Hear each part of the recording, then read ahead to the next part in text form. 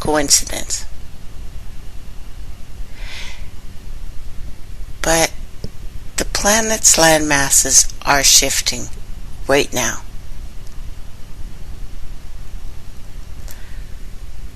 There is nothing we can do about this. HAARP did not do this. All the planets in this solar system are acting rather strange right now.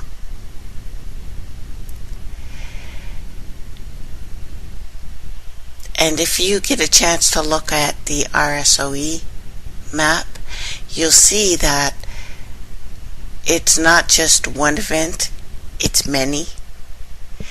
Now you guys know that I've been following Cash, and he talked about this separation. Iran and Turkey, probably next. Southern Europe has already started. US soon. So the reports are shifting. The plates themselves are shifting. All seismographs, and actually the ones in some of the areas we've been looking at have been turned right off.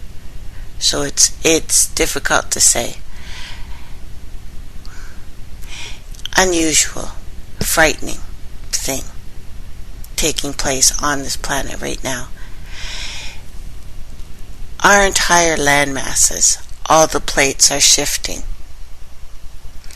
It began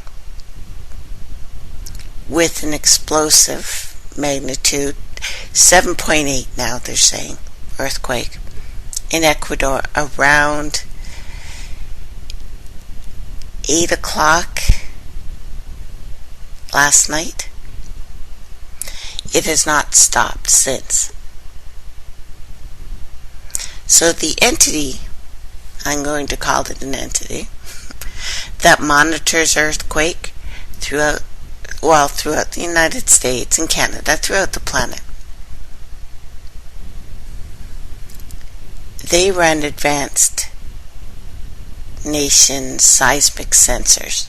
These are the backbone of all earthquake monitoring systems.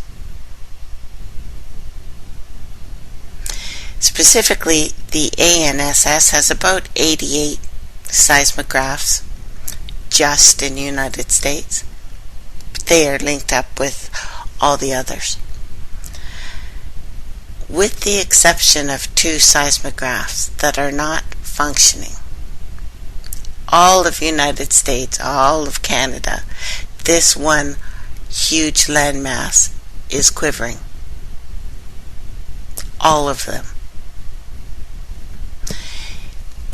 It's as though the earthquake has shaken the planet, like we've seen in earthquakes, like for instance, Chile.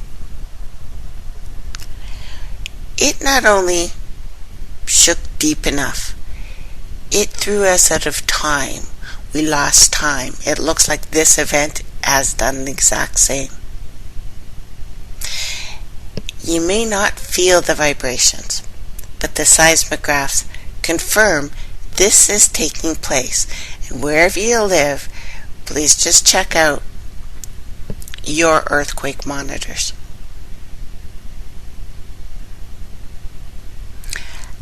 As the vibration goes on.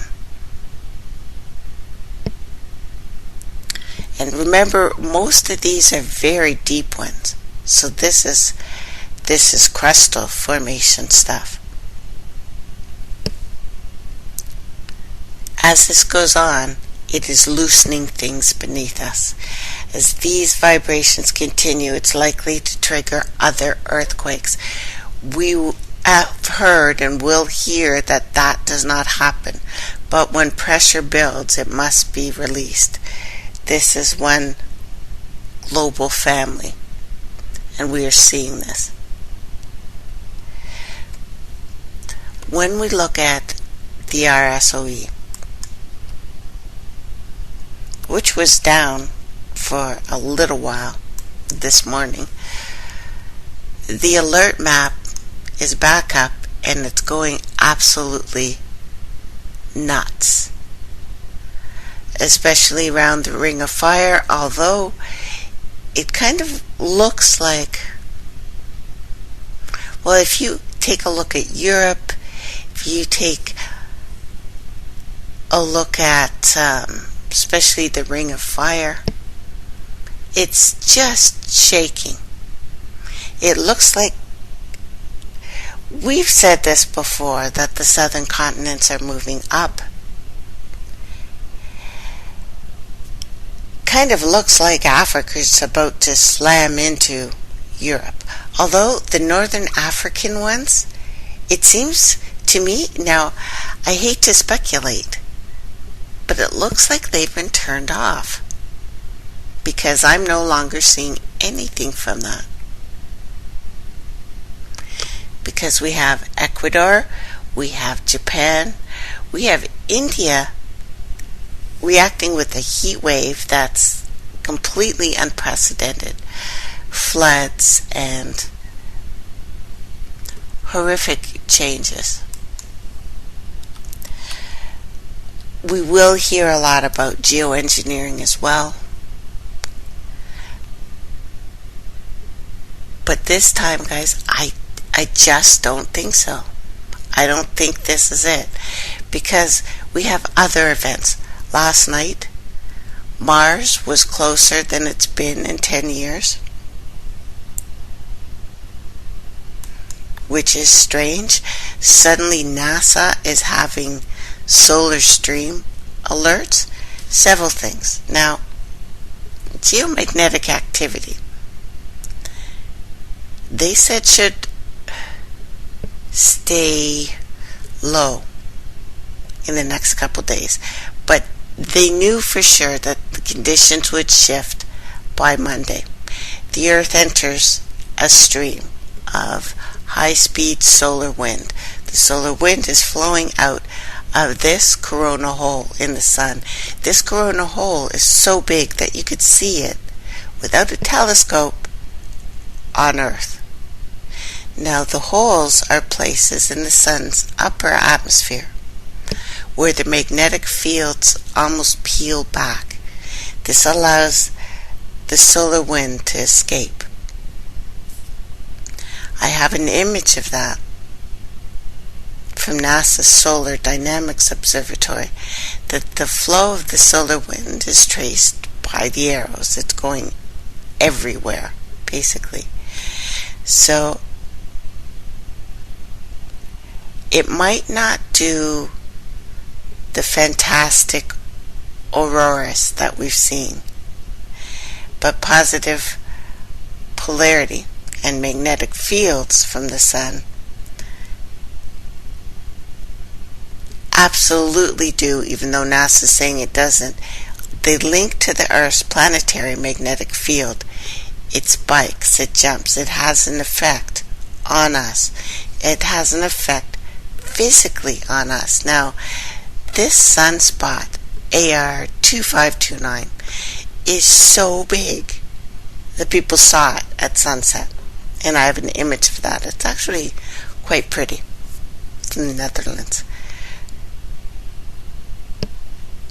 Luckily, there were thin enough clouds filtering most of the sunlight so they could see it with the naked eye. Of course, they say don't look at it directly, although I know a lot of people are doing sun gazing right now. This is huge. And although they're saying it has a stable magnetic field, these things, whether they cause flares or not, the sun is surprisingly not flaring at this point, where it should be, by all the models and from what we've seen before. Doesn't matter if this is going to flare. The sun's field is actually much stronger than it's ever been. We've never seen this combination of events before, so we have Mars, who was very close last night. We have Jupiter and the Moon, by the way, tonight. If you look east, Jupiter and the Moon are in in conjunction, only 2 degrees apart. When we have planetary alignments, and I'm counting the moon this time as one, it affects us. It affects the planet. Now, they've also been talking about the cosmic rays in the atmosphere. They've started announcing it, which means this is major, because I've never seen them announce it before. Now, this is from spaceweather.com, and the students of Earth to Sky Calculus are flying space weather balloons. They're equipped with radiation sensors that detect cosmic rays that could be coming from the sun or anywhere, basically. This is space weather. That affects Earth weather. So, cosmic rays. They see clouds, they trigger lightning, they penetrate commercial airplanes. They penetrate your physical body. So the measurements show that someone flying back and forth across continental USA, anyway, can absorb as much radiation as 2 to 5 dental x-rays. This is why a couple years ago we told you that they were starting to limit people who were frequent flyers. So the radiation levels peak at entrance to the stratosphere. Radiation levels there are more than 80 times above sea level. So the radiation sensors on these helium balloons are detecting X-rays, gamma rays, these energies span the range above and below medical X-ray machines, airport security scanners. These things are absolutely affecting us. For some reason, which maybe it's the never straight answer thing that we usually get, but it's absolutely affecting this planet. And we've seen before that certain events trigger other events, and we have some that are just odd. And I couldn't ignore it, because we have good things going on and bad things, and this paradigm shift is underway. It's advancing rapidly. How it unfolds, I don't know. It could go either way. We've had ancient peoples tell us about this, that the Earth herself may decide to wipe out most of the population here. It's creepy when you think about the Georgia Guidestones, who are saying they might do it too, but at this point I'm thinking it's not them. They're doing other horrific things, stealing mineral resources to the point where it's killing people. There are certain ebbs and flows with this planet. For instance, springtime, people start getting happier. You can go outside more, you get more rays from the trees and from the sun. And yes, the trees and the grass actually produce almost a happy pill sort of effect. But we have another 5 attempted suicides in Canada on that one reserve that I've been telling you about.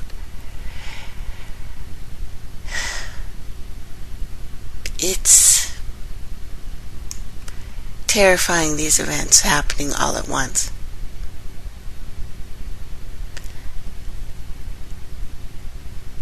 There are a lot of things affecting this, and we've talked and spoken of the horrific poverty that's going on in native reserves. But this and these things, that specific reserve has diamond mines.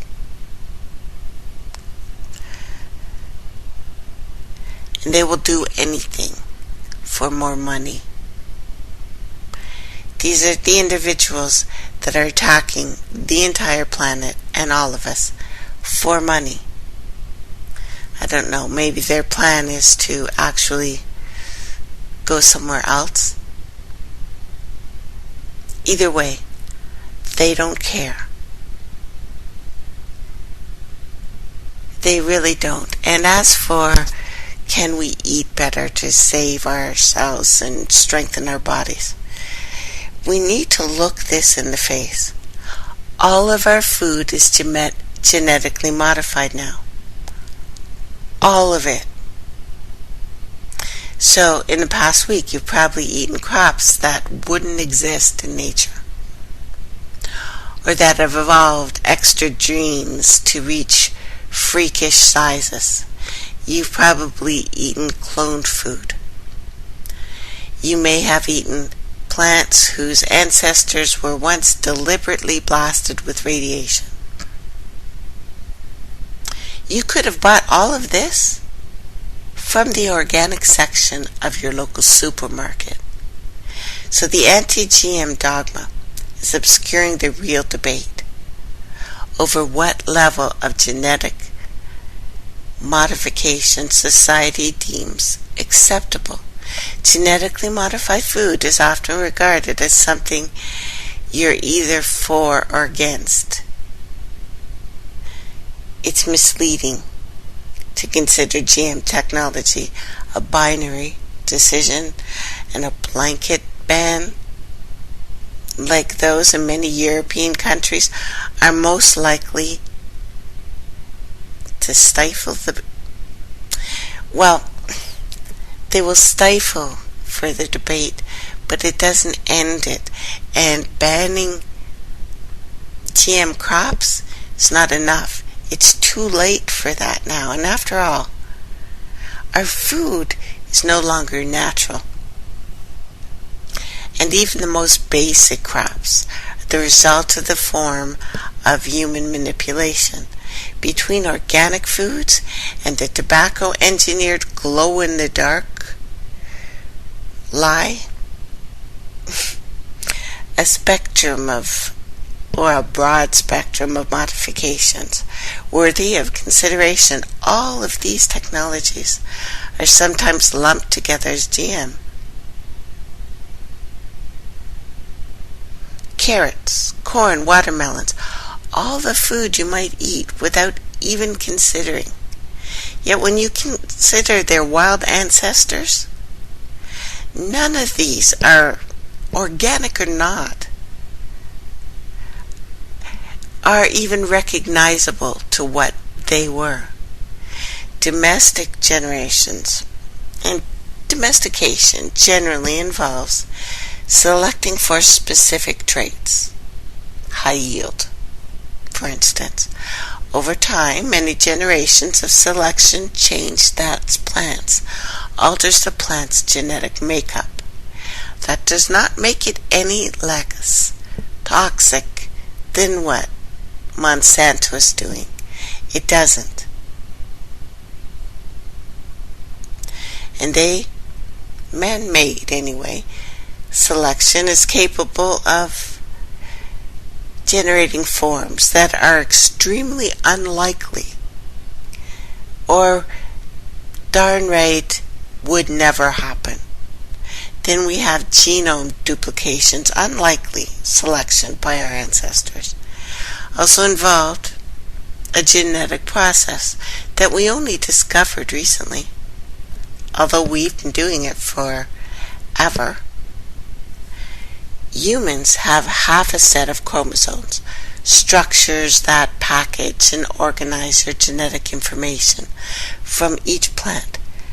Some organisms can have 2 or more complete duplicate sets of chromosomes. It's widespread in plants, and often it results in exaggerated traits like size, thought to be the result of multiple gene copies in the same plant. So without realizing it, many crops have been unintentionally bred to have a higher level of this, as things like large plants or fruit or vigorously growing things are desirable. Ginger and apples are an example. Potato and cabbage are another. Some strawberry varieties are called octopoid because they can have 8 reoccurring genes. It means 8 sets of complete chromosomes compared to the 2 that humans have. Look at that with the cosmic radiation that's coming in. It affects us. It affects the planet. It affects the animals. It affects the foods we eat. Cloning in plants is ancient too. Now the word tends to conjure up discomfort. No one wants to eat something cloned. Yet, asexual reproduction is the core strategy for many plants in nature, and farmers have utilized this to perfect their crops. So pretty much, from the time we forced plants to grow in fields, because plants normally don't, they're scattered, we've changed everything. So once a plant with desirable characteristics is found, particularly tasty, durable, a banana, for instance, cloning allows us to grow identical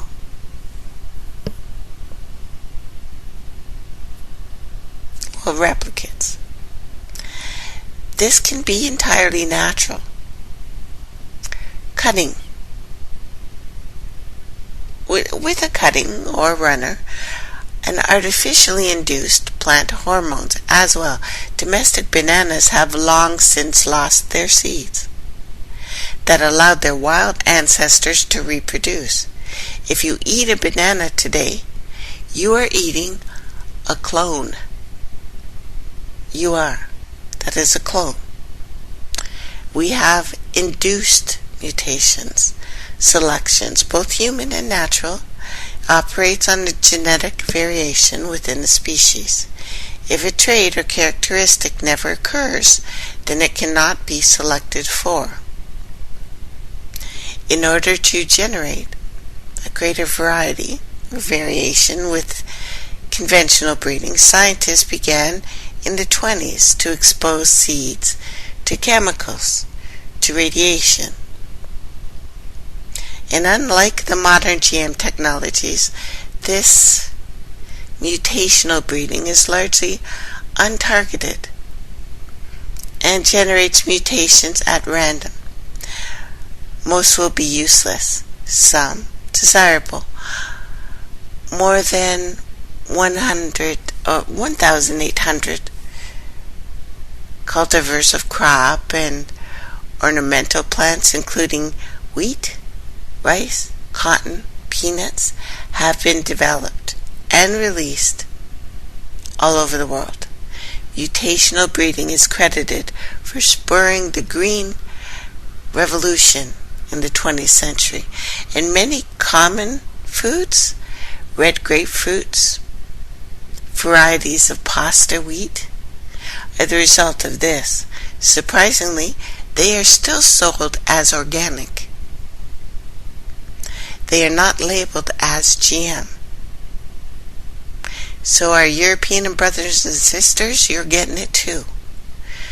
So GM screening doesn't have to involve any direct mutilation of plants or species. It can be instead used to screen for traits as disease or identify natural crosses. Genetic technology has allowed researchers to identify in advance which ash trees are likely to be less susceptible to die from ash disease. For instance, future forests will be grown from these trees. So we might call this genomics informed human selection. We have cisgenic and transgenic foods that you are eating. Now, this is what people mean when they refer to genetically modified organisms generally.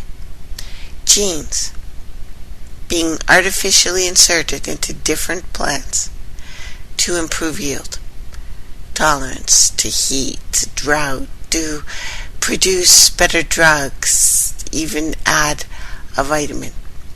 Under conventional breeding, such changes could take decades, but we've done it. But the added genes now provide a shortcut. They're just faster at what we've been doing since at least 1920. Now, cisgenic simply means a gene inserted or moved or duplicated. This comes from the same or closely related species.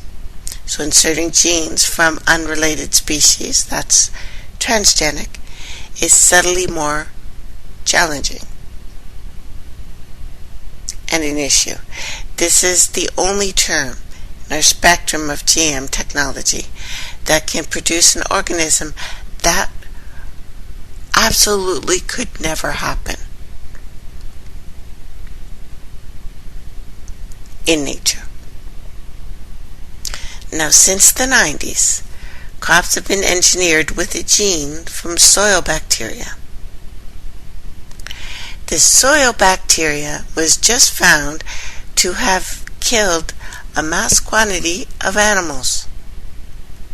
Now, we've talked about this before. When large varieties of animals suddenly die, I always look at it. And it's thought that over 200,000 died in just a few days of antelopes. Remember that? Well, I've traced it back. I didn't get a chance to put it in the article, but they died from this. A certain bacteria and other engineered crops. They're resistant to certain pests, but even though bugs won't eat them, other animals eat them, and they've died from this. This technology remains the most controversial, as it should be, because this is what happens. Genes escape. They jump to other species. They could make everything unfit for human consumption here. Well, perhaps unlikely. Fail-safe approaches are designed to prevent this, but we've just seen that happen. And all of these methods are being used. Crops now cultivated around the world, and have been for more than a decade, know that when there is a release of chemicals, like when we do the poison mining that's happening in Canada, from the nickel mining that has suddenly made people miscarriage, relatively close to me, as a matter of fact, that there are only boys being born, which is rare. If normally when there's a problem with food or when the environment gets stressed, less boys are born. Well, in Sudbury, Ontario, that is not the case.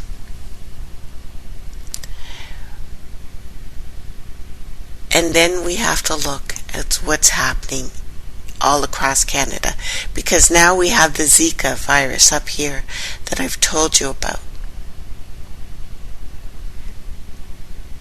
The toxins being released are heading into the atmosphere.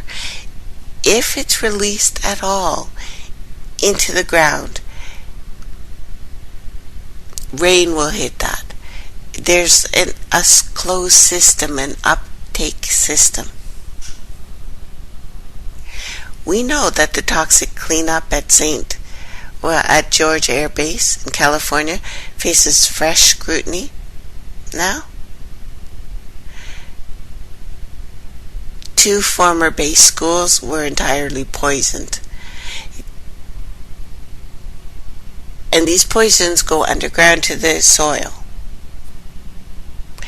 People are now chronically ill. Health issues, exposure to contaminants while based there. It's huge what's going on. We have also Chinese logging mines. Now realize I am not blaming specific groups of people. We can't make that mistake. But corporations are owned by a very small group. Who's that group? We'll go into it in more detail this week, but there was a trigger event in Europe. Several, obviously, but one big one. When the Romanovs were killed, there was a meeting all over this planet of the royals. And they decided that could never happen again. And they changed everything for us, put in new education systems. They bought Germany, basically. Second World War. But realize when we look at the Second World War, because this is pivotal here, the United States built the railroads. Even though you're sending American men over there to fight the quote-unquote Nazis, Americans built those trucks. Americans built those railways. And after that, they bought the United States. Now, for a while, Rockefeller owned most of the United States. He still actually does. But there are these same groups of people, royals. These are the Zionists. These are the ones who said, never again. And how did they become kings and queens? Not from any royal bloodline. Not from some noble ancient blood. This is a myth. This is a myth they want you to believe. They've even fed it into the alternative media so that we will regurgitate this bullshit to you. It's not true. They got rich and powerful by theft. Being rich and powerful enough to buy mercenaries. Those mercenaries kill people. The more mercenaries you have, you can get farmers. You surround the farmers. This becomes serfs. You surround the farmers and you make them feed your soldiers. Then you steal those kids and train them to be soldiers. This continues on and on and on.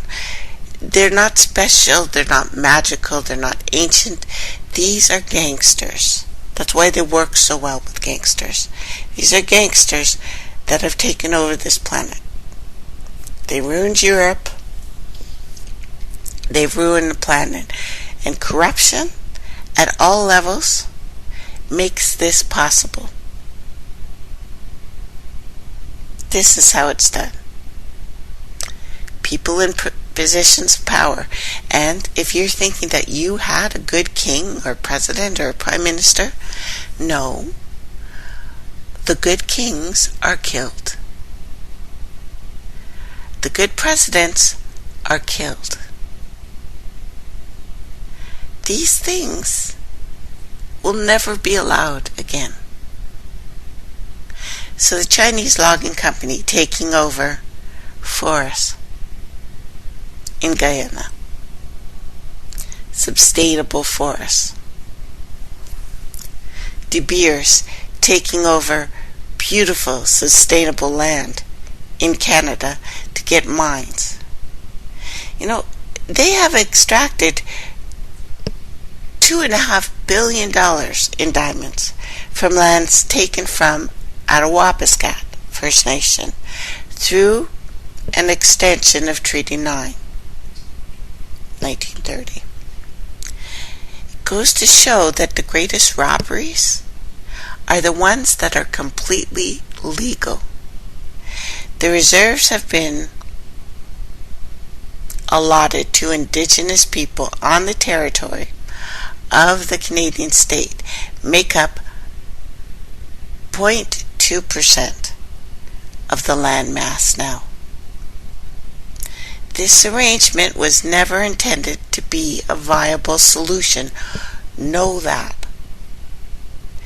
The reserves were set up as holding facilities, as concentration camps. It was Canada who started the idea of the concentration camps through Governor General of Indigenous Affairs. That was transported to Europe. Although there's always been concentration camps, of course. But when Hitler regurgitated that he loved what we had done with the Indians,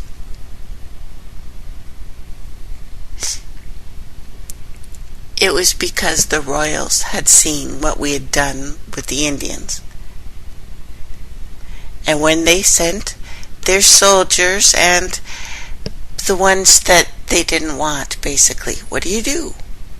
We have to look back to Brothers Grimm, because this is involved in the exact same story. When you have people in your country that you don't want, you send them far, far away. So they will be hated somewhere over there. So the real hatred, even towards communism, was because they stopped stuff like the Romanovs. The big hatred for the Taliban was because they had stopped opium production, and the royals had used drugs, opium, all kinds of drugs, obviously, to make their fortune. Slavery and drugs. Always, everywhere. This is their modus operandi. And again, I want you to really understand this. They are not different. They do not have Sumerian DNA. They do not have Anunnaki DNA. They do not have any magical blood type. They are a bunch of robber barons. So again,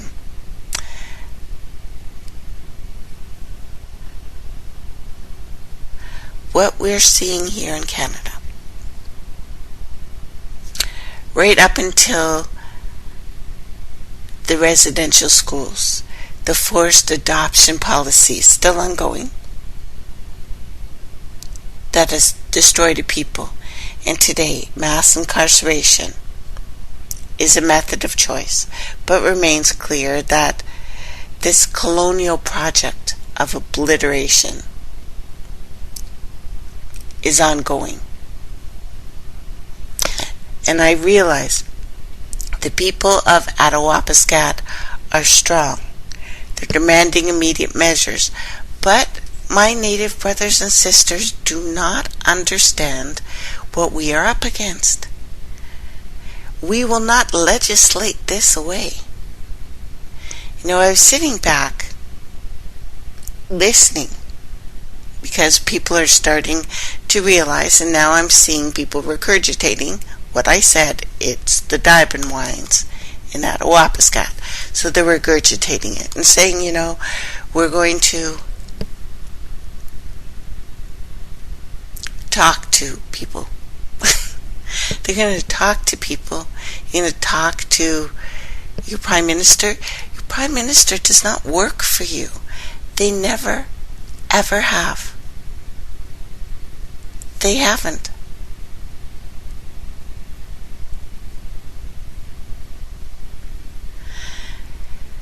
And I realize that my message will seem really low, really sad news. But these are not beings who care about the destruction of this world. Obviously don't. They are raping it down to the last blade of grass at this point. And we're seeing that. People are becoming awake. They can't fool us for as long as they used to. I guess if we collectively focus on the fight, our combined efforts could alter an outcome, maybe. But total economic collapse is inevitable and likely. And very close. And I've done my best to make clear many times that financial collapse must follow biosphere collapse. And the bad news from the seas is that fish populations are crashing. Fisheries are being shut down. The global die-off is exploding on this planet. There's unprecedented financial meetings taking place that include the attendance of the President of the United States, the Prime Minister of Canada,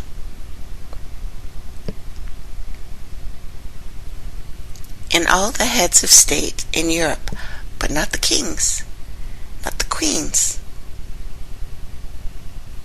Those people are just getting their marching orders. They don't make any choices. Now, the endless money printing from central banks has delayed some of the implosion, but it's still coming. And ultimately, this delay will only impact more catastrophic events, as the final remaining resources of the planet are ground up to keep the wheels of the bus going round and round. This industrialized, militarized society moving.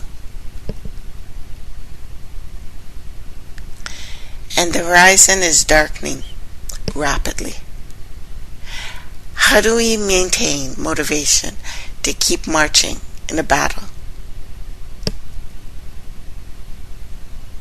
What examples has history given us? For those who have shown profound strength and courage in the face of unimaginable odds? Martin Luther King, Gandhi. But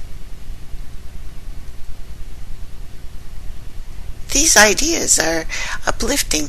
Yes, they are. And I have diligently searched for inspirational accounts of those who refused to yield in spite of seemingly insurmountable odds.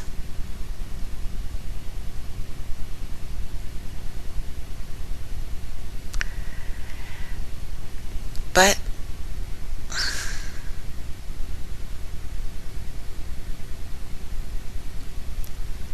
most of those guys die. Or later we find they've been corrupted. Or they were corrupted and put there from the beginning, so that we wouldn't realize who was the bad guy. And they only allow the bad guys out there. The they. I'm not talking about aliens. I'm talking about human beings who have stole this planet from under our feet, because unfortunately it's really easy to get one of our people to just kneel and take that money. We had the Pope who made a trip to Greece, supposedly standing up as the EU deports migrants. He went to Lesbos.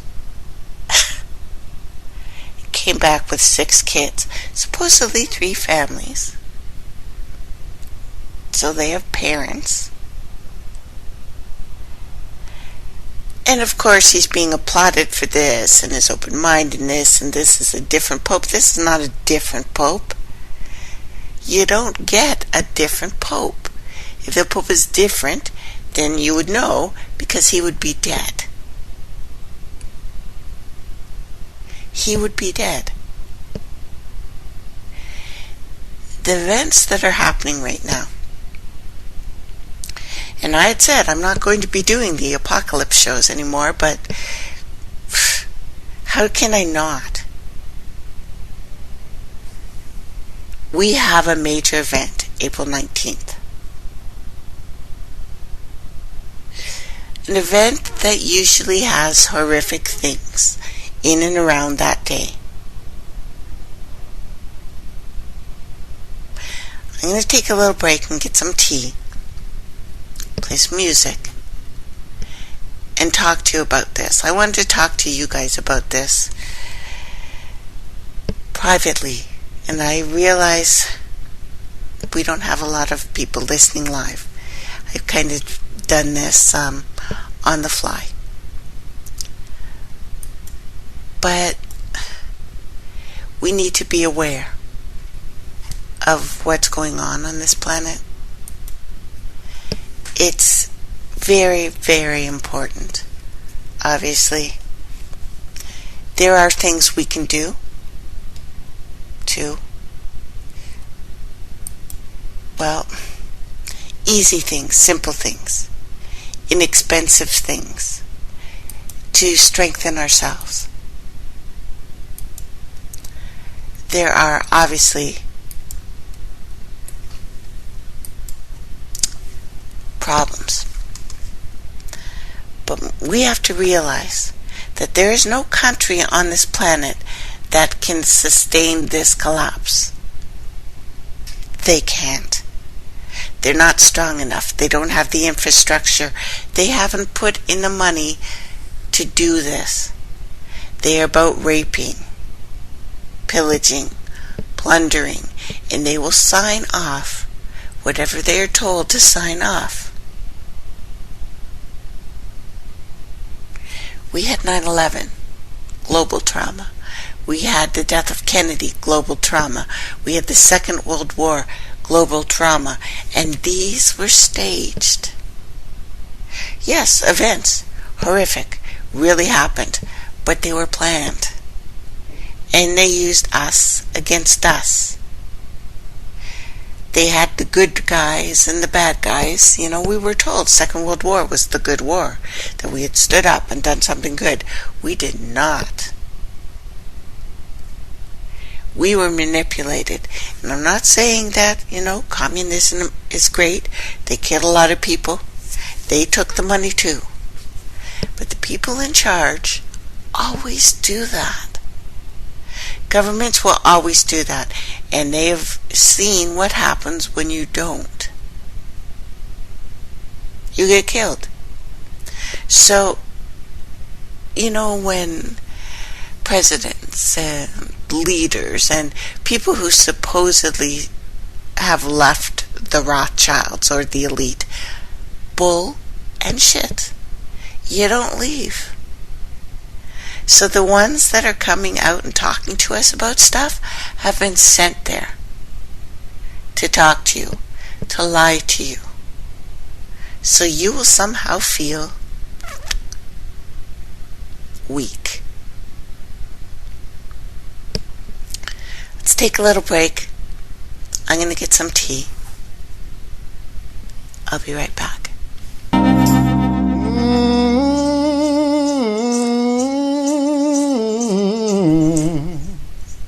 Welcome back, everyone.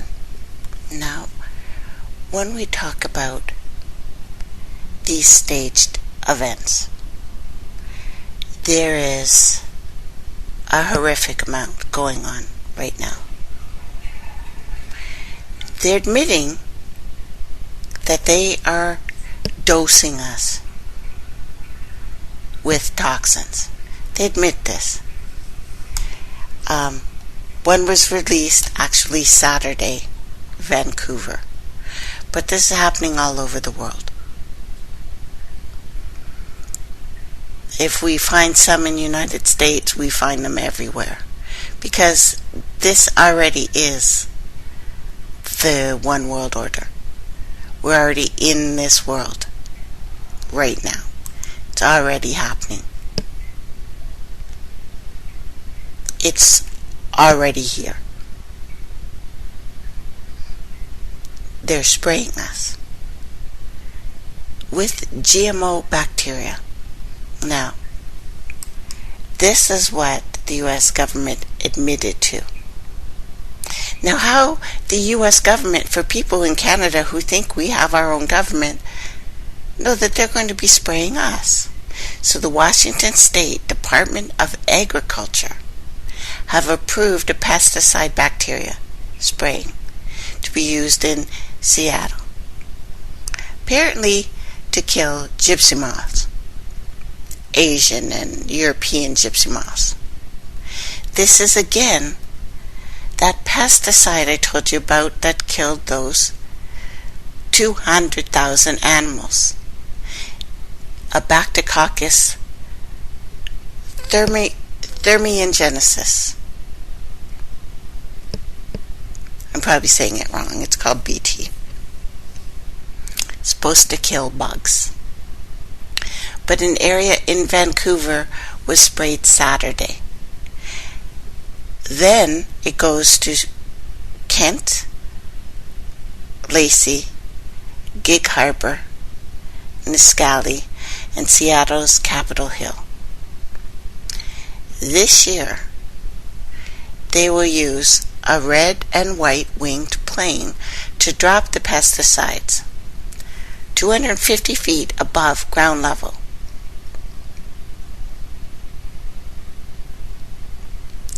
They're saying because the gypsy moths have serious economic and environmental implications. So do you have a problem with that? And given the shady history of the U.S. government testing bacteria on civilians such as San Francisco or New York in 1966, Navy Operation Sea Spray? Do you have a cough? This is a chemical test. This is a spray bacteria that killed at least 200,000 animals. Because you spray it, it goes into the crops, and they don't care what it does to you.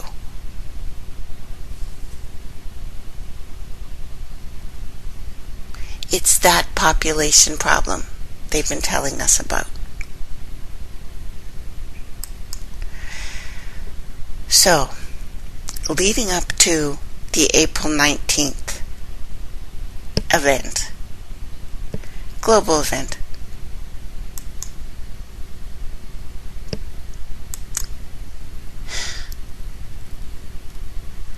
it's a big deal. It's a very big deal because there are, it looks like a couple countries trying to step out and do something different. That will not be allowed. So, we've spoken of, how do we even say it? The change, this ascension, this process that people are feeling right now. And it's not very difficult to come to such conclusions because the minds are ripe for real knowledge, application, solutions. That is a good thing.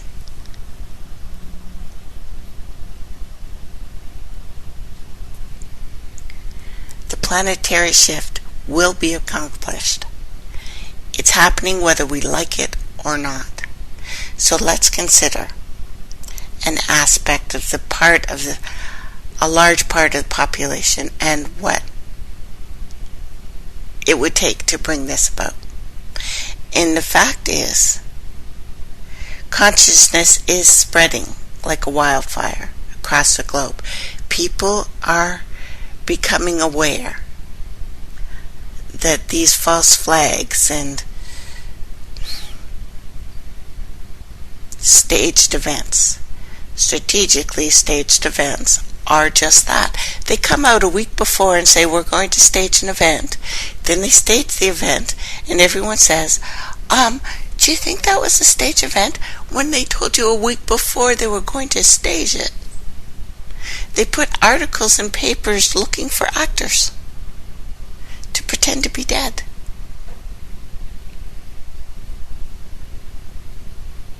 It's not just a fad in Western culture.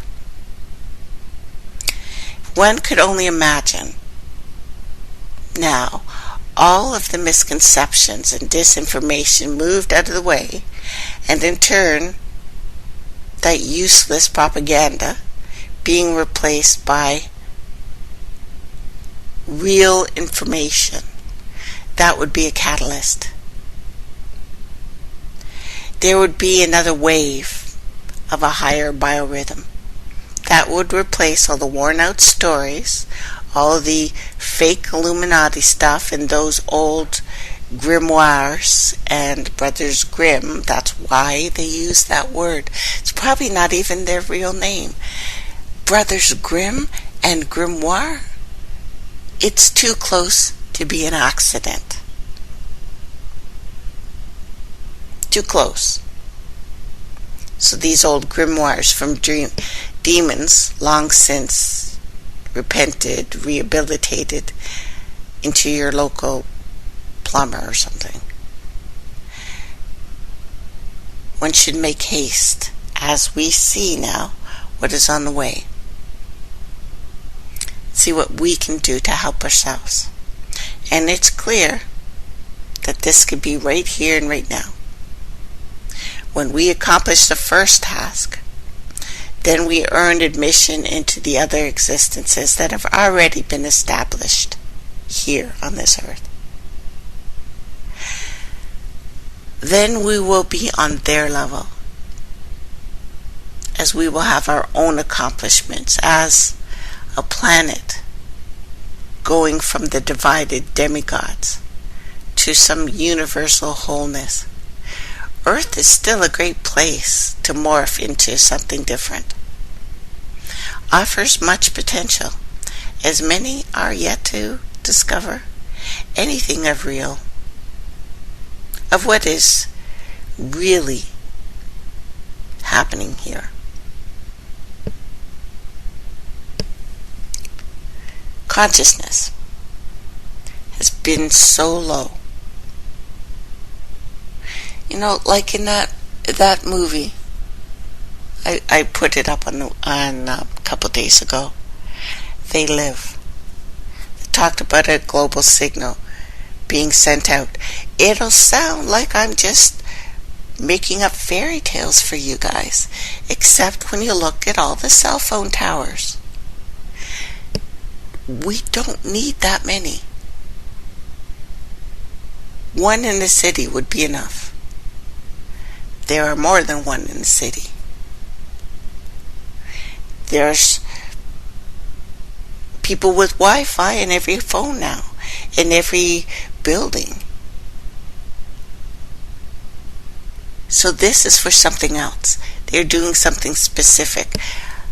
The people in Attawapiskat and all over the First Nations have been suffering for a long time. This event is being triggered.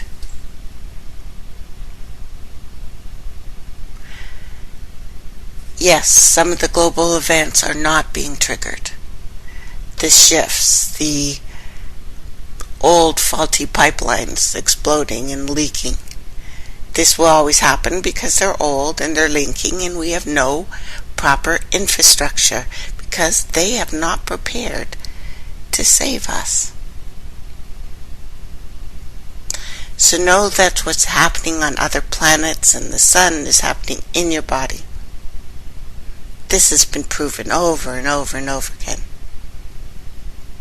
So this signal, the low frequency signal that they have beaten into our brains, that they have taught us with their repetition and their schooling and their sick ways of learning, has left our children vulnerable, left us vulnerable. But the fact that we are here, and there's a couple of you listening, well, thanks guys. Even a couple in the room, thank you very much for coming in today. But still know there are individual choices to be made right here and right now. So this would be basically like Earth, with fully activated, unblocked people tapping into nature and the universal energy, enjoying their physical and non-physical existence together. Statements like, let's go climb Mount Everest, then astral project from there, would be a general part of the conversation. When you consider the population, the situation though, once more, I see advanced societies with large family. There's really no space problem, as magnificent structures could be built. Into the sky, all the way up to space, plenty of room. There are physical habitations that would serve as places to shelter, train people until they learn all they need to know. It is no doubt to me that this is being done now. However, the system could use some improvement, big time, as all the good ideas are seldom accompanied with resources to bring them about for everyone. Thus, this particular planet Earth is still version 1.0, with a million different failed beta releases, I guess. And the fact is, the world will so soon get bored if it does not change. The media has resorted to running age-old myths, stories such as Thor over and over again, that fit their idealism of limited planes that they have access to.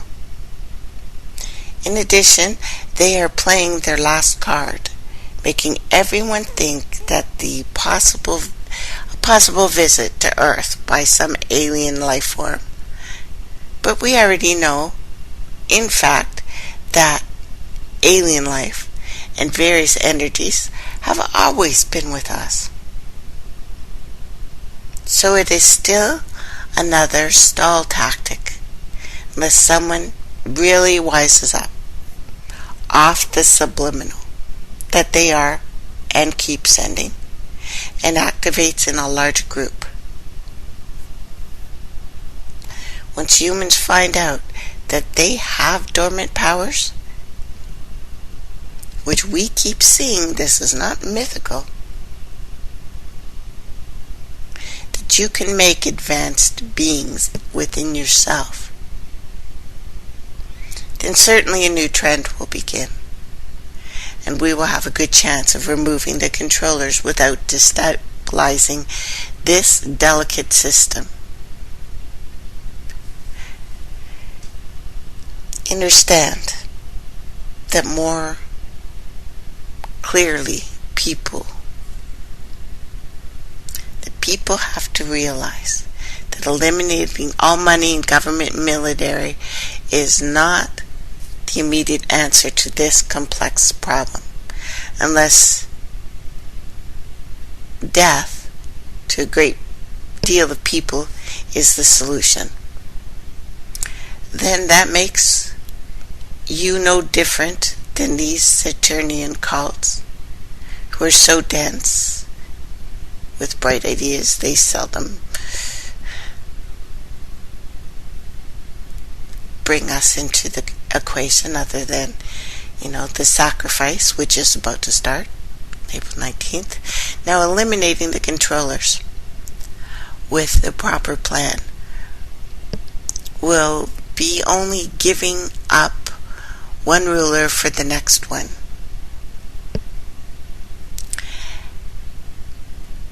That has the might and the right to take over the position.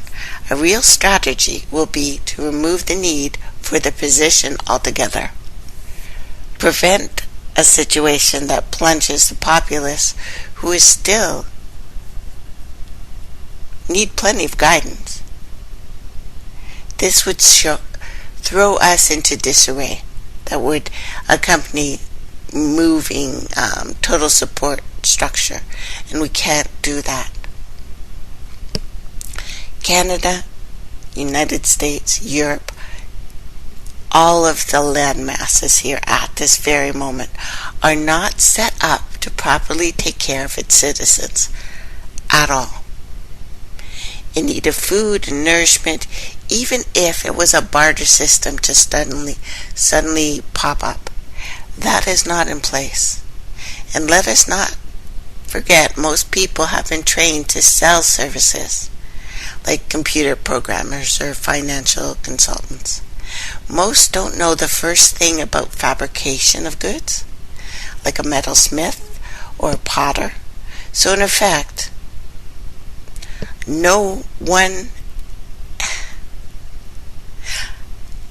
one end, a person would be growing food, but on the other end, would have nothing to trade for it.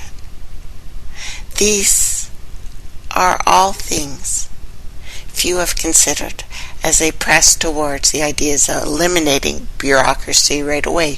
You can't. An old saying comes to mind: better a defunct system of control than no control at all. For people who are not prepared for such responsibility, and we are not prepared in general. There's always going to be some exceptions to the rule. So let's talk about that, because we clearly see that the controllers will always be controlling and governing until a total system shows that it has no need for control. This often happens on an individual level, which is why not everyone's situation in regards to hindrances are the same. Some have gained full control and mastery over their mental and spiritual and physical body. Those that are claiming that such things are not possible are just on a long list of people who have never accomplished these things, for one reason or another.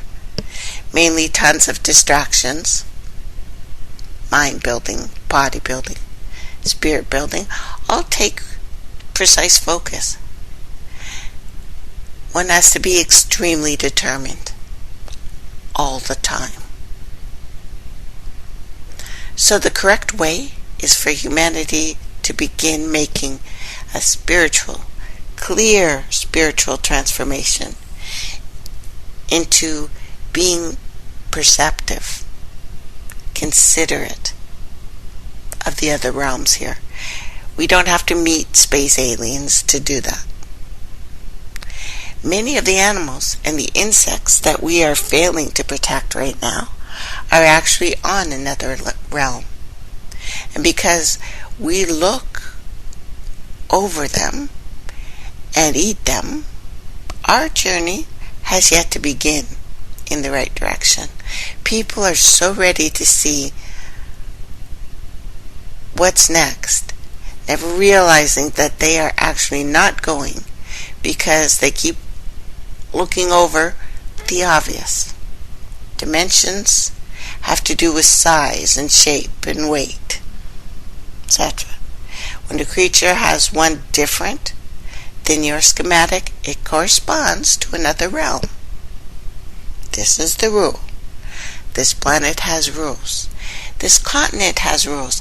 It has rules that you can't live by if you live like you were in Europe. That continent has different rules. I'm not talking about laws and order here. I'm talking about the real rules. For instance, people who lived here for thousands of years knew you couldn't live in one place all year. We have climate, we have floods, we have famine, we have fires. These things are done for a reason. We used to have animals who circumvented the continent. Their hooves, their excrement, even their eating created life, churned the earth, allowed for new things to grow. We followed the herds. That's when I was talking about the heart energy, us following the heart energy. That's what I meant, a physical thing, spoken spiritually. But that's what we did. We knew that there were places like the Midwest that you couldn't live in certain times of the year because we called it a place of the strong winds. We need those winds to fuel the forest fires. The forest fires need to happen to replenish growth, kill toxins, replenish the herd. This is how this planet works. Putting people in far north reservations was never meant to save those people. Most of those people weren't actually from there. That's one of the arguments trying to go through European laws, of course. Well, where exactly did you live? If you were nomadic and lived here at a certain time of year and then here at a certain time of year and then here at a certain time of year, where did you live? All over. All over. And you can see a good explanation of constellations by looking at this story of how we moved. And it's much easier to accomplish something deemed impossible when you see others doing it. Many tried to learn the ways of the people here. And of course, their controllers followed them, and that shit ended. In fact, the same competitive nature that has always been present in our species would actually be used to drive people into living together. Ascension, if you like. And you can hear it already, people whispering to themselves that he or she has ascended. It's a chain reaction. If someone's done something, you want to do it too. If it works, if it's good.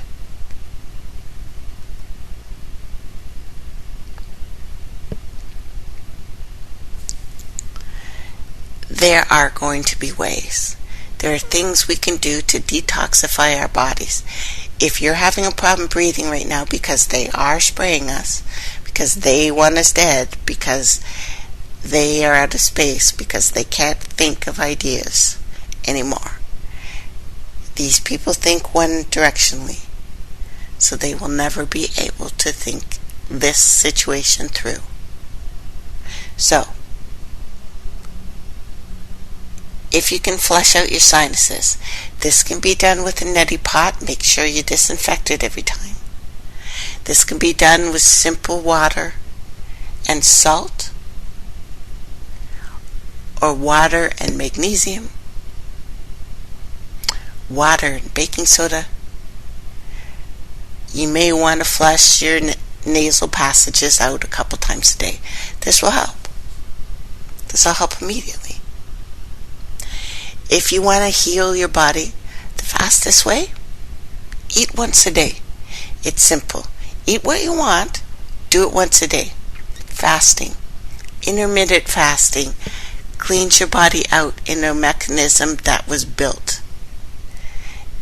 It is our self-maintaining system. That's it. Simple, easy. Yes, you can start eating special foods, taking special drinks. It depends on how much money you have. But these things can be done simply. Eat what you eat. Just do it once a day. Every so often, when you can build up to it, don't beat yourself up. Don't force yourself into anything. Start by missing one meal. Breakfast. Or dinner, whatever's easy for you. I know we're all a little different. Delay your eating for 1 hour. That's it. If you can go 3 days without solid food, you have rebuilt your immune system. Unfortunately, with all of the toxins that we're getting, you will find that it's easier to do a maintenance level constant thing, I find anyway. So, intermittent fasting. Clean your nose. Rinse your mouth with salts. Try that. Because we are fighting for our lives now. When they admit that they're spraying us, and that is no longer a problem, that they are spraying us with a GMO chemical, a bacteria. And by the way, humans have ancient bacteria that may have brought about life itself here on this planet. The aliens were bacteria. So spraying us with bacteria will have an effect. So we must be constantly vigilant, and it does not have to cost a lot of money.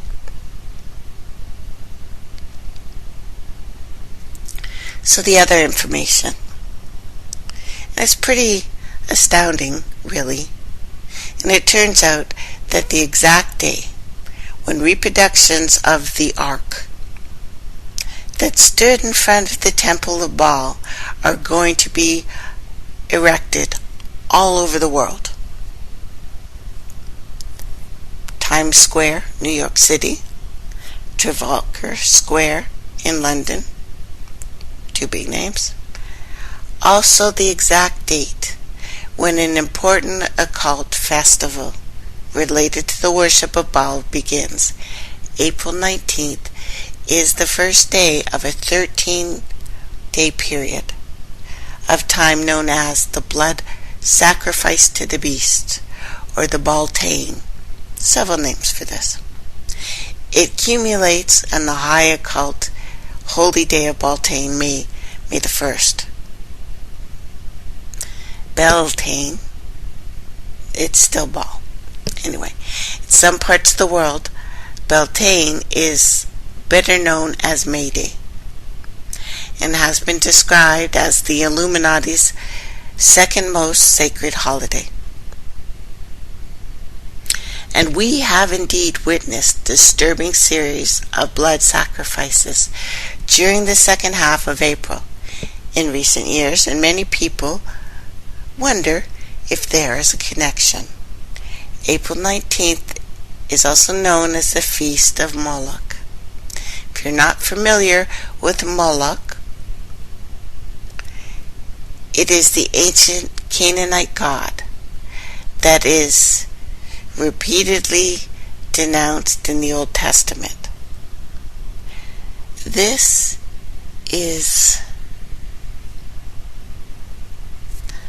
the guardian of the gate. This is the energy that takes over kings, because it is Cain. It is Cain. It is the Red Queen. Unfortunately, child sacrifice is a key figure of the worship of this lurker. I don't know if it's a real entity or if it's an energy that is so different that we can't understand it, but the stories about it goes that it is so horrific you can't look at it. A giant statue of this pagan deity is actually set up at the Bohemian Grove Northern California, every year. Hopefully it falls into the ocean.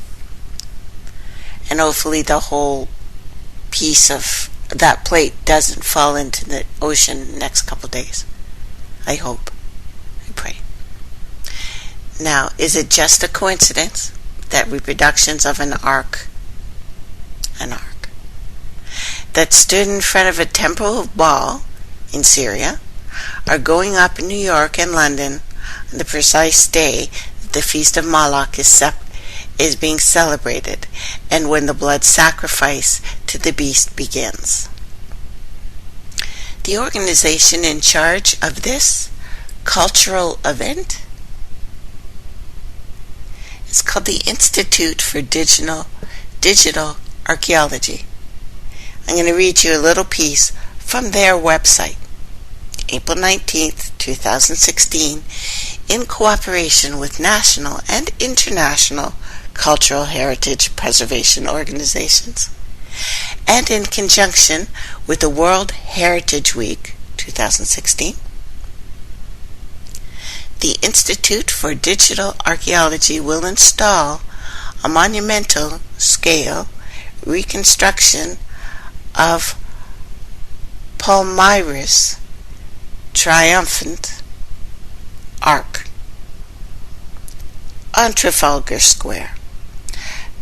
Through this project and others like it, scheduled throughout the world in 2016 in cities both inside and outside of the Middle East, the IDA seeks to provide an optimistic and constructive response to ongoing threats to history and heritage that have captured headlines over the past year.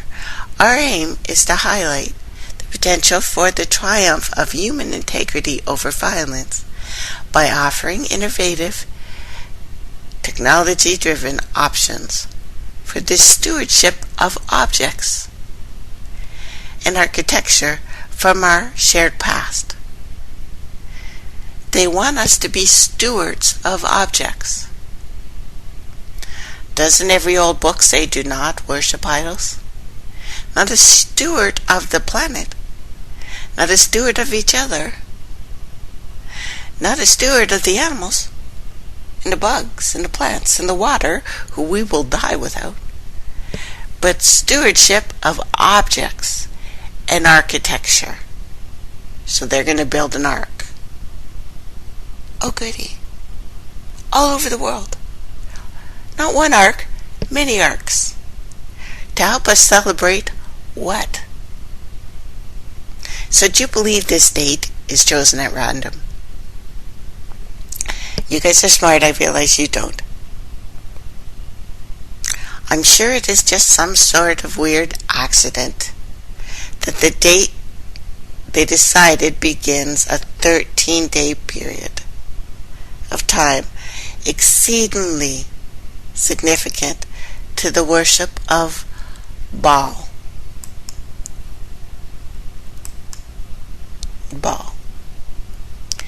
The end of April has always been a time of human sacrifice.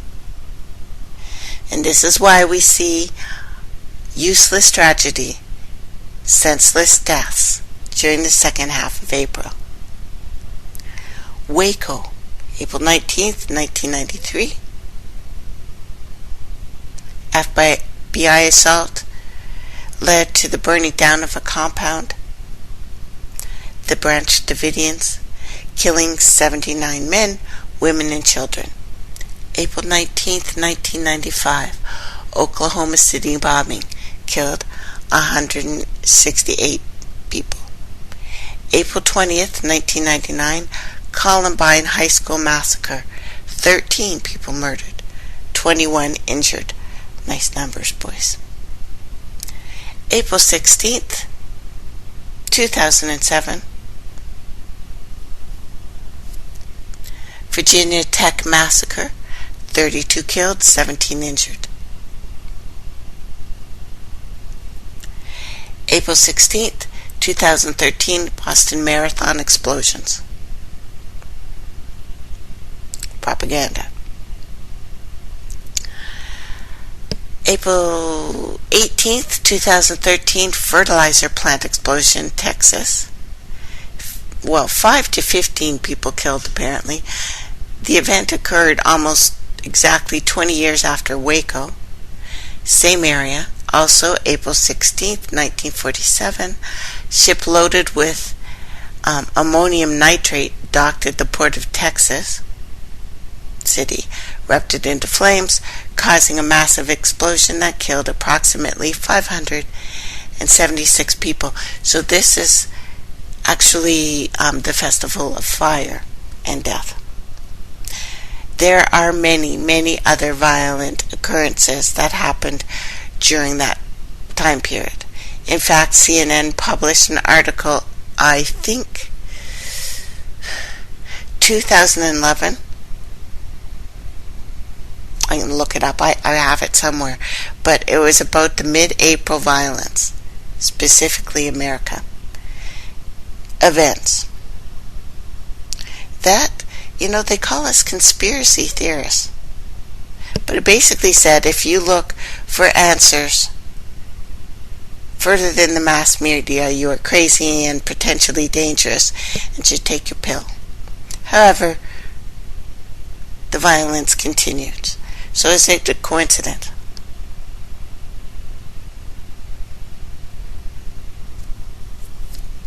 And for those in the know, there are no such things as coincidence. The man, allegedly, or at least it was announced anyway, the death of bin Laden, announced between April 30th and May 1st. The guy who was not actually behind 9/11 was really announced on May 1st. In that article, I talked about the ritualistic significance of May Day, its relationship to a god that is still very important to somebody, because the cult of Baal never disappeared. He is king. He is a king. They worship him. He infects them. He is also the Red Queen. So I thought, seeing the Pope, he's papal. He likes papal. He likes bulls. That's a ball. Okay. Papal bulls, to steal our shit. So throughout many histories and centuries and civilizations, the second part of April has always been a time of blood, sacrifice, and fire. So this is Enlil, this is Moloch. Baal has taken many names, spread across the world. A sun god, a god of fertility. Rituals celebrating Baal took place after a vernal equinox, the time of rebirth, involved human sacrifices. Always. They are officially condemned by religious movements, but they have never gone away.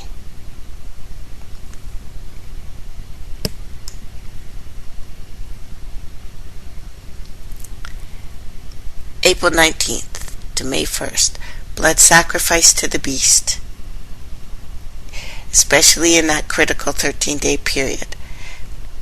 April 19th, first day of the 13th-day satanic ritual method relating to the fire, god of the fire, lord of the fire, the fire god, the Baal, the Nimrod, the sun god,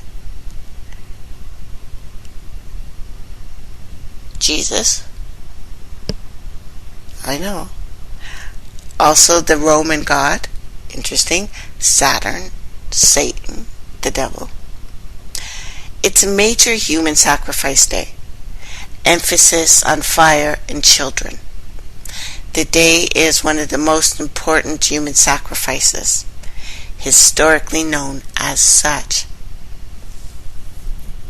In addition, let's not forget that Tamerlan, do you remember him? Zarnov, was shot April 19th to death. And the explosion and fire in Deepwater Horizon took place April 20th.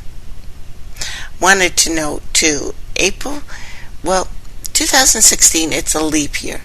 So April 20th will be the 1111th day of the year. Triple numbers. They're considered power dates for the occult world. So we will look to April 20th as well, not just the 19th. This day, well, in recent years anyway, this occult holiday has experienced a tremendous resurgence. Surprisingly enough in Europe. We should know better. But the origin of Beltane can be traced all the way back to the worship of Baal, Middle East. So, Beltane, or Baal-tane. Baal is probably the closest. Begins April 30th at sundown, lasts until sunrise, May 1st. Beltane is the opposite of Halloween in the satanic calendar, as Halloween is a time of reaping. Beltane is a time of rebirth. This holiday is a time to celebrate fertility, indulgence, rebirth of spring, the Sumerian god Enlil, Baal. This is where the name Beltane originates. So it could be a good one. It's what we do. We enjoy the resurgence of life. It is supposed to be about watching the world come awake. They have taken this and filled it up. So before any celebrating took place, wood stood on 9 different types of trees gathered. A sacred grid was made. And this was back in Sumeria, Africa. It's old. It's so old we don't know how old it is. But the grid was created by drawing a square on the ground, dividing it into 8 smaller squares. Turf from the 8 outer squares were dug out, leaving 9 squares, the 9th square intact. The Beltane fire symbolized the central hearth of a community, the center sun of the planet, the center sun of our galaxy. It was the divine fire. It was supposed to be the center sun of our bodies, from where we create, hence fertility ritual. So it was the divine fire, the center of all things, the spark of life itself within mankind. Normally celebrated nude, orgasmic sex. There was no shame. Celebrants would dance around later the maypole. It's a big phallic symbol. We know what that is. Couples would pair up. They would jump through a bonfire. Usually they'd have sex in the woods all night. It was an intense feasting. We had fun. Humans had fun. We celebrated this. It was usually in different places celebrated, and every place on the planet seems to have a celebration in and around April because, spring, and then opposite time in the year depending on if you're in the lower half planet. But rituals around the same time where you could take any lover that you wanted. But the worship of Baal can be traced all the way back to at least a king of Babylon. Enmerkar, or Enmerkur, also called in the Bible Nimrod. He has lots of different names. I still think he's Cain. He established the first New World Order in the ancient world, he fundamentally changed the course of human history. The elites, the kings and the queens, want to pretend they are related to him. They are not. They are related to Germans. They are German. And I don't care what their little skin color is, they're family, and we can look at that. So after he passed away, this ancient king eventually became to be known and worshipped as a sun god under a host of names: Marduk, Osiris, Apollo, Jesus. Many secret societies, occult groups believe that someday this ancient deity would be fully resurrected to walk amongst us again. Although he's been jumping people to people, he's an energy. Lord of the air. Basically, he's an airwave. He's Wi-Fi. He's transmittable. He's also called Ba-Zizu, African. Several. But usually his name starts with Ba, as in Ka-Ba. Anyway, this ancient deity would be resurrected. He would come back. He was the returned sun. Many Christian scholars are entirely convinced that there is some sort of connection between Nimrod and the coming Antichrist. Although, if you read the story, he was worshipped as the sun god. Well, But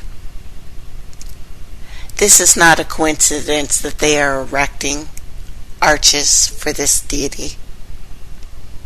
Especially the big ones, New York and London. We could call them gateways. They are being constructed. CERN is one of them too. So could it be possible that they are laying out welcoming signs? Did the Pope not tell us in September that he was welcoming the way for the Lord of the earth? This is him. This is the first king.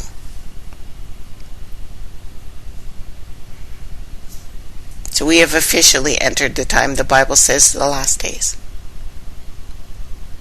This is it.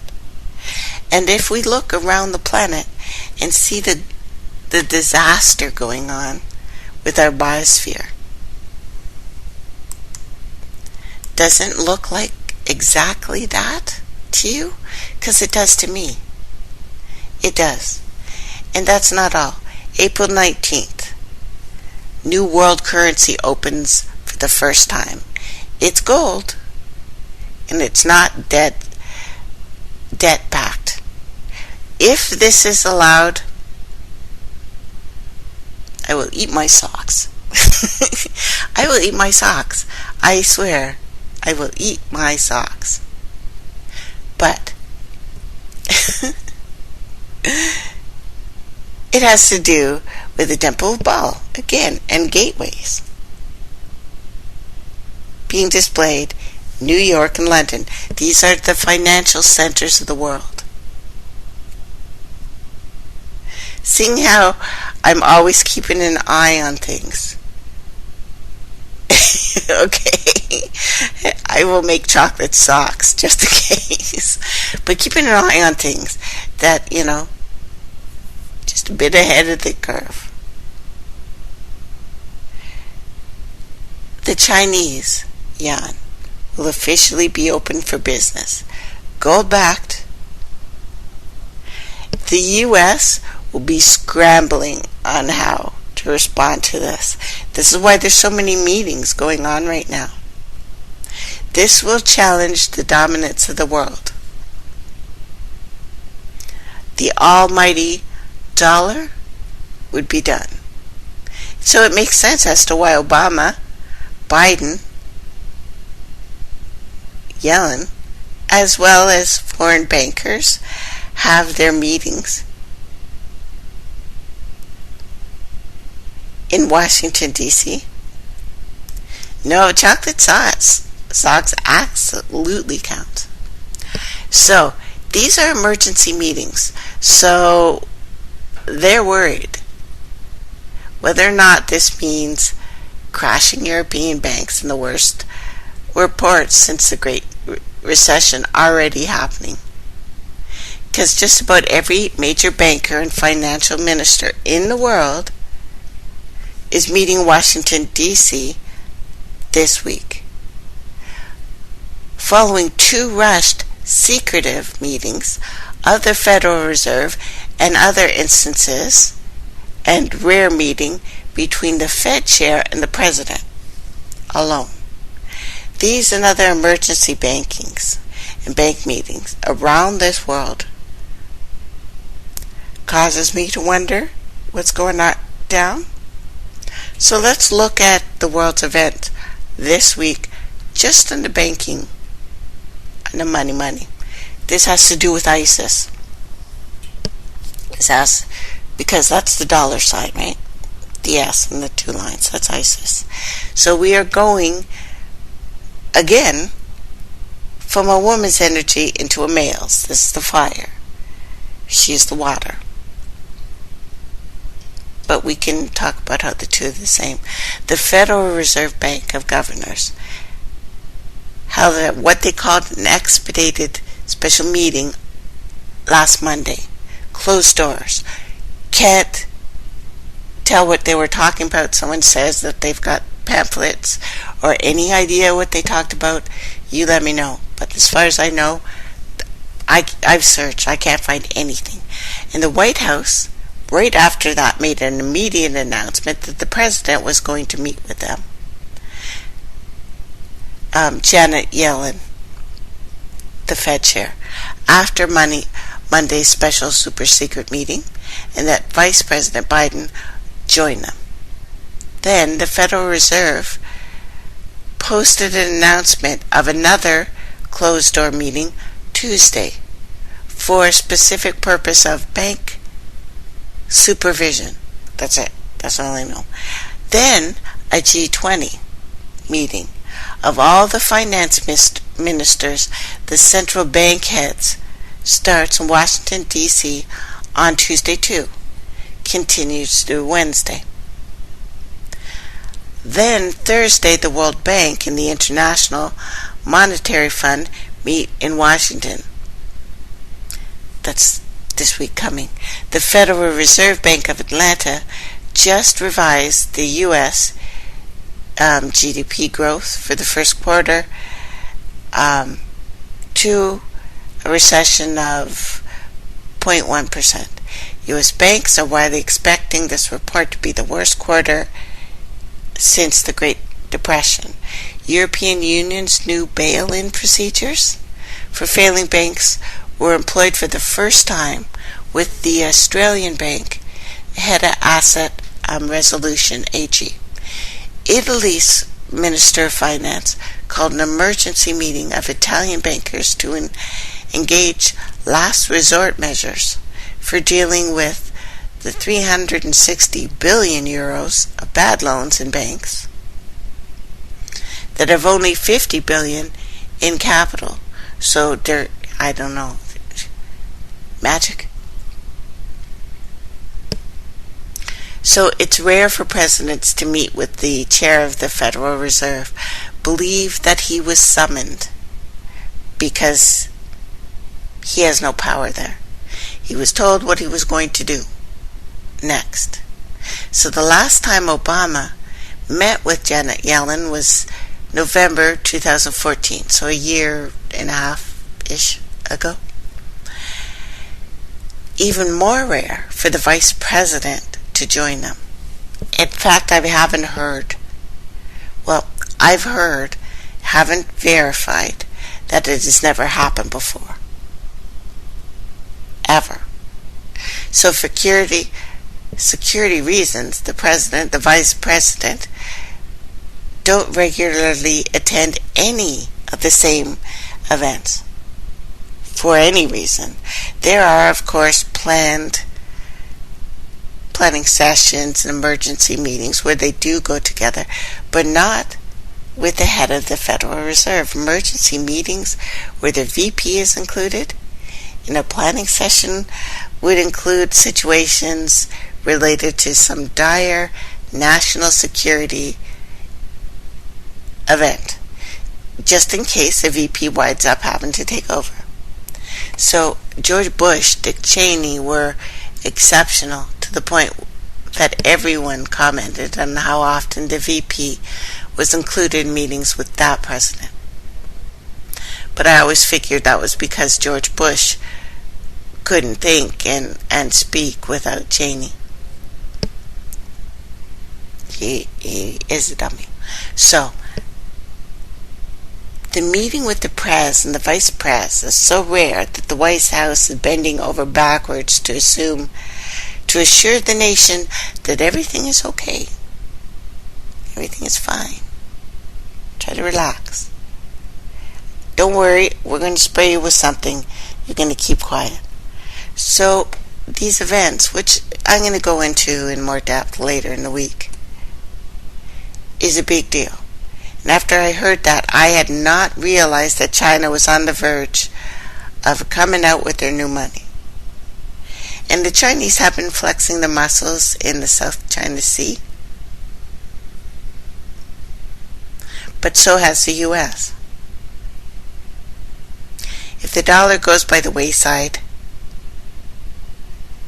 and the yen is there to replace it, all the posturing, military and financial throughout the world by both sides is quickly increasing, and once the spark is lit, it's game over for the Illuminati powers. If, of course, the Chinese have not completely sold out yet. Reading history, I don't know.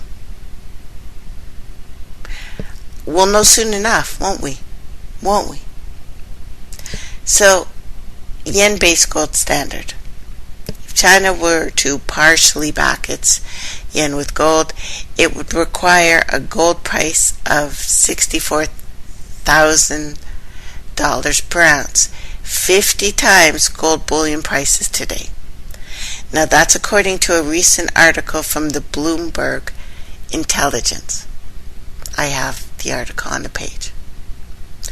China has been accumulating a significant amount of gold for years now.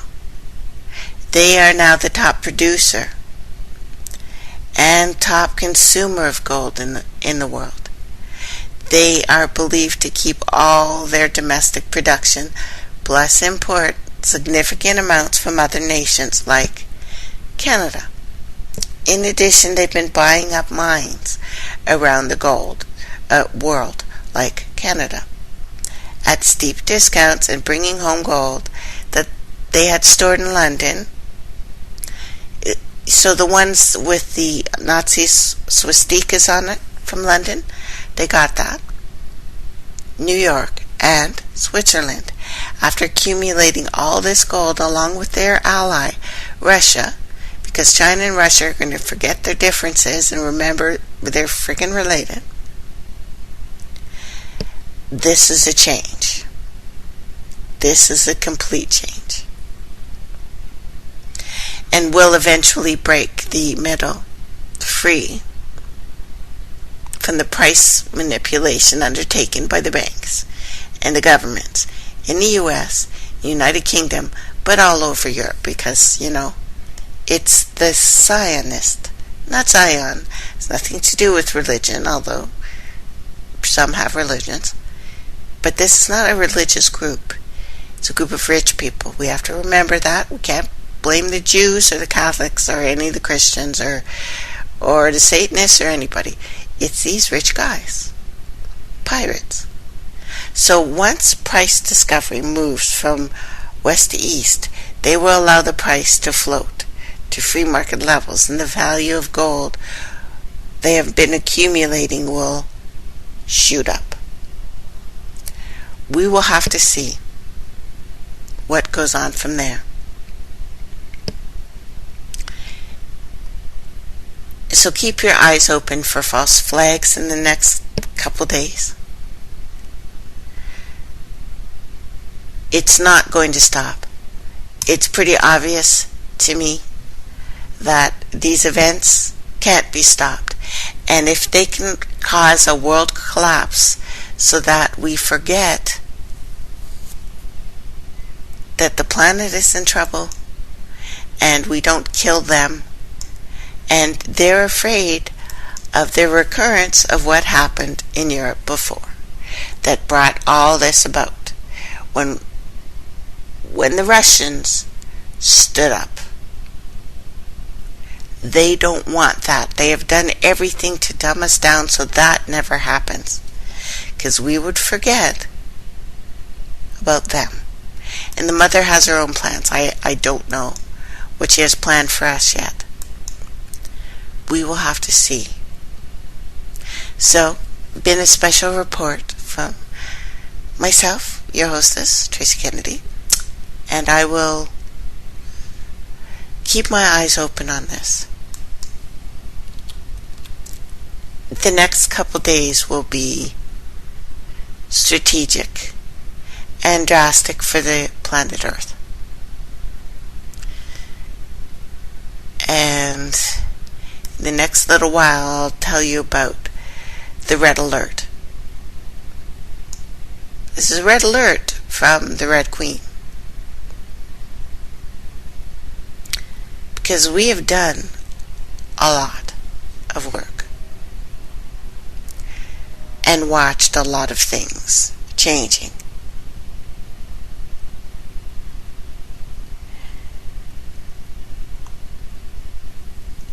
Looking at the internet, we are also seeing something very, very important.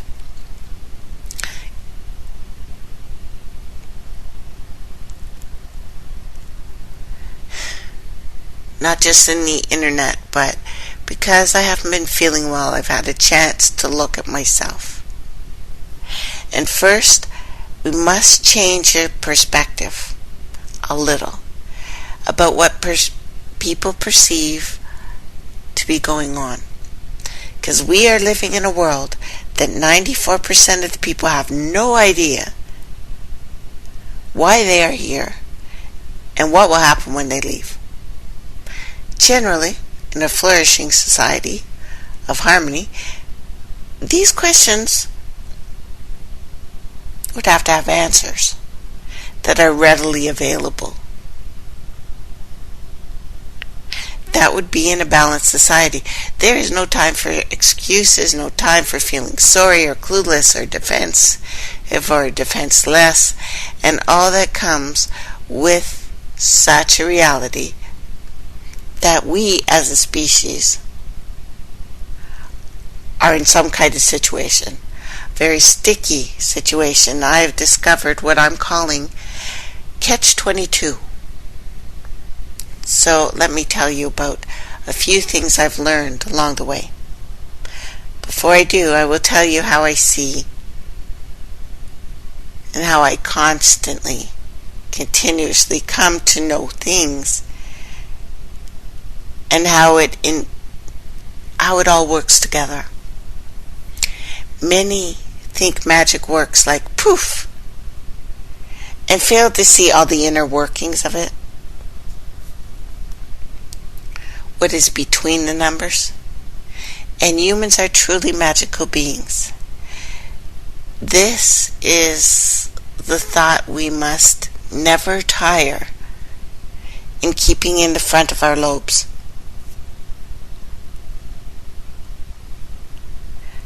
How it works is when you are alone, tempted to figure all this out, there will only be so much energy that you can truly dedicate towards penetrating such matters as what the hell is going on Earth here. And of course, I felt this. I feel it a lot. And in addition, one person alone is not worth enlightening by any higher beings out there, unless they are sure that they will share what they discovered with those who need to hear it. I was also told that those with the most wisdom will be the most valuable when they contain organic storehouses, the information of our own auras.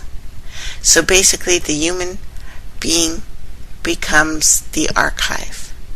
We move it about the dimensions. The giant orgone generators affect everything. That's what planets are. That's what our organs are. That's what the combination is of all these billions and trillions of things on this planet. We are orgone generators, and we work together. And that comes to our proximity. This vanquishes the veils, destroys the clouds of illusion. Whether we speak or remain silent, or see it or we don't, this happens. The last 2 weeks, I've been able to do a little bit more than just soak it all in and digest. The occultation that I've talked about before, that we're all living in, this occultation itself has been so strong that we're all in it. This reality has been replaced by something else in actuality.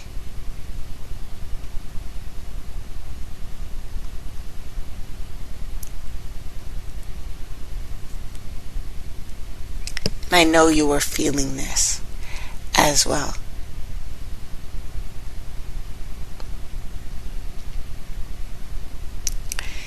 People have these tentacles coming from their body, their chakra centers, especially around their brain areas.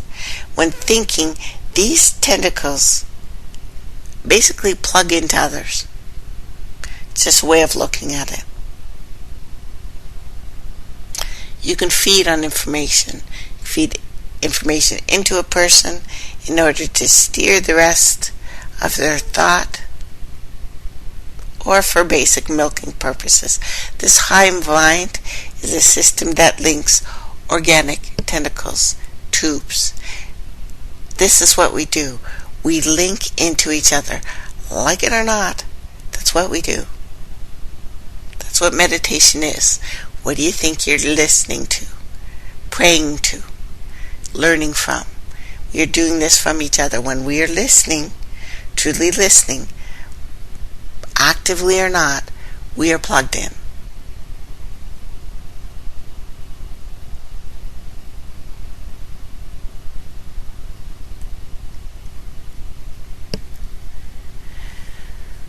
I will go into this deeper this week because it's really important.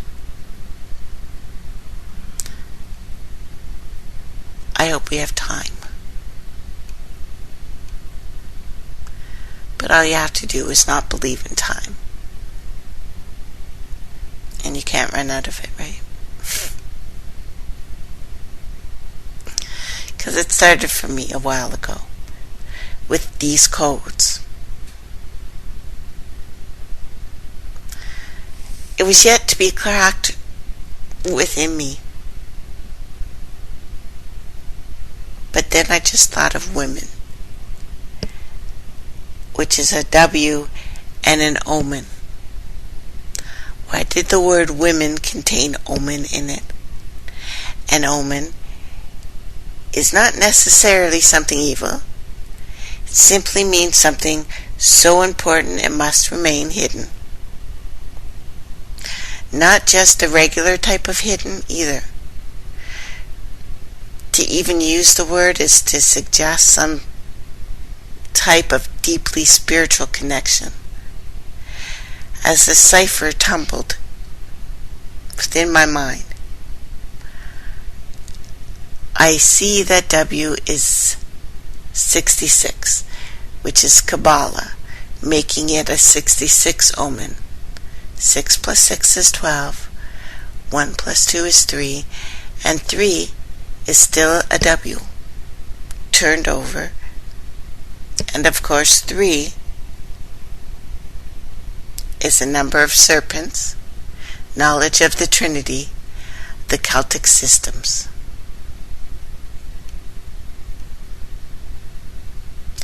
There is also a deeper mention of this, with the situation of women and the serpent, not just in the Bible, but in the much older ancient works, that simply said something to the tune of, for those that know the secret between woman and the serpent, in glimpsing deeper into the world, the true world, know why to be leery of the daughters of Lilith, who has her consort, Samuel. Now I say this for the record. This is not an attack.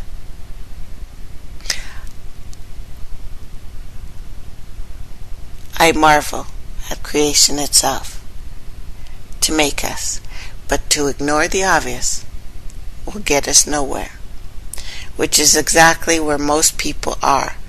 Nowhere.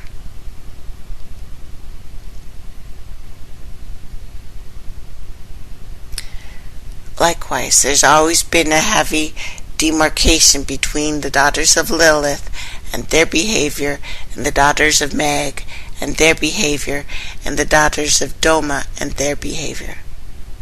So as you can see, most women find themselves as daughters of previous situations. So it will ultimately, what archetype the woman chooses to follow, you can see her as that.